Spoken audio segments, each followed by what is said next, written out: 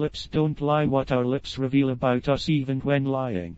When it comes to feelings and emotions, the lips can be invaluable. They can even help us to discern psychological discomfort, which, while not indicative of deception, are still useful. Ever notice when people are stressed, their lips disappear or get smaller? You often see this at the airport as flights are being cancelled or while watching a movie that is very tense. We certainly see it on the faces of those testifying before Congress, in politicians making painful declarations, and even in people's reactions to what others have said. Lips convey a lot of information that is often ignored or not even observed. Rich with nerves and highly vascular, the lips react in real time to the world around us. So when people receive bad news or witness a horrific event, their lips begin to disappear, becoming very thin as vasoconstriction takes place. Under extreme stress they disappear completely, are adducted, or are compressed together.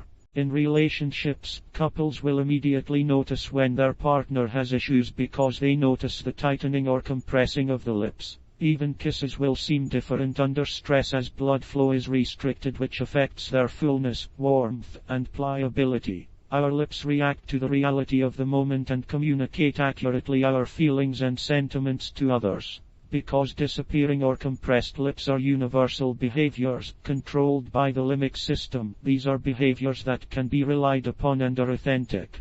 We don't realize how our lips look and feel, but others will notice. Lip biting, like lip compression, is one of the ways that we pacify ourselves when we are stressed.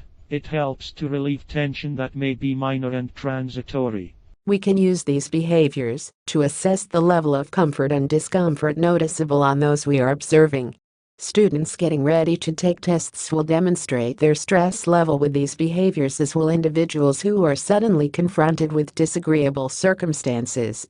As an FBI special agent, I use these behaviors: lip compression, disappearing lips, to determine what specific subjects stress the interviewee, suggesting there might be guilty knowledge or hidden issues. One of the things I noticed early on in my career was that once people settled down, their lips would compress or disappear when they heard a specific question they did not like, or while they were answering that question. I also found that the level of lip compression or disappearing lips varied with the level of stress caused by the topic. For example, when I would ask someone, "Do you own a gun?" they would say yes, and then I would notice the lips would disappear or be compressed slightly. Then I would ask, "Do you own a Smith & Wesson revolver?" Their lips would not react all that much. However, when I asked, "Do you own a Glock pistol?" knowing that this was the weapon found at the crime scene and unknown to the public, I noticed that the lips became really narrow and compressed, and that the corners of the mouth would also turn downward. This to me was extremely significant in verifying that this individual was severely stressed by the question, and most likely by his guilty knowledge. In a forensic setting, you quickly realize that not all words we hear have the same weight. If you killed someone with an ice pick, you will not react to the question, "Did you kill her with a machete?" as you would if you were asked, "Did you kill her with an ice pick?" In polygraphy, this is called the hidden key. By asking specific questions, you can elicit very precise information as to what bothers an individual, or, in some cases, that they have specific guilty knowledge. Once more, as I have explained in previous articles, and in my book, What Everybody is Saying, these behaviors, lip compression and disappearing lips, in and of themselves are not indicative of deception. They are, however, indicative of distress and tension. I use them to guide me in the investigation, so that I can determine what information to pursue that is causing such distress. I can also use them to assess for comfort and discomfort in others.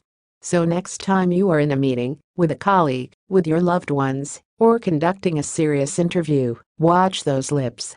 They say so much, and not just with words. For additional information, including my free nonverbal communications bibliography, please visit here.